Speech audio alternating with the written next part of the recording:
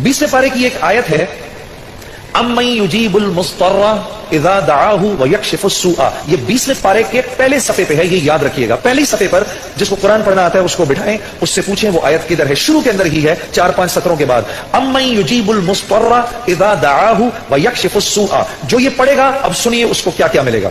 सबसे पहले कि इस आयत को जो हर नमाज के बाद पढ़ेगा, उसके बाद अगर वो दुआ करेगा, अल्लाह रब्बुल इज्जत फिलफौर उसकी उस दुआ को कबूल फरमाएंगे। और अगर फिलफौर कबूल फरमाएंगे। और अगर अल्लाह अपने इल्म से जानते हैं कि थोड़ी देर बाद इसका कबूल होना जरूरी है, थोड़ी देर बाद कबूल करेंगे। इस विर्द का करने वाले की औलाद को अच्छे रिश्ते मिलेंगे। जो इस विर्द का एहतमाम करेगा हर नमाज के बाद एक दफा, उसको या उसकी औलाद को अल्लाह अच्छे रिश्ते देगा।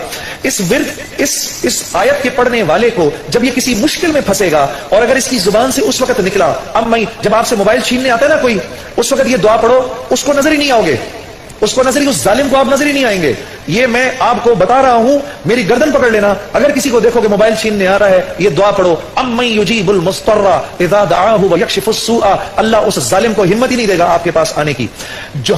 और अगर कोई गम मुसलसल 6-7 दिनों से आपकी तरफ मुतवज्जे है, कोई खौफ या कोई गम आपकी तरफ मुतवज्जे है, माँ बाप में से किसी का इंतकाल, भाई बहनों में से किसी का इंतकाल, औलाद की तरफ से कोई गम मिल रहा है, इसका विर्द बढ़ा दो। अव्वल आखिर 11 दफा दुरूद शरीफ पढ़कर इसको 300 दफा दिन में पढ़ो, अल्लाह उस गम और खौफ को दूर कर देगा।